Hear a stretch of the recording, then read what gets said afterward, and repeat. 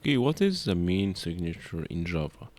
So we know that main is the entry point, so it needs special treatment because this is our entry point. We can't have like many entry points for our Java application. So our main has a specific signature that it must follow regardless of what you want. It needs to have to be public. It needs to be static because the static means we're gonna be having one single function in our whole project because it says entry point, so we need to have only one entry point. You can't really have multiple entry point. It will not return anything.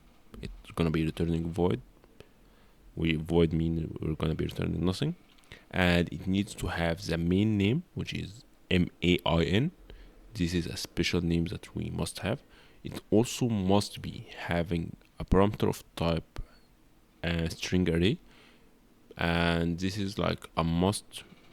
Also, I think Java 5 was using var args, which is gonna be something like this. I think, yeah, something like this.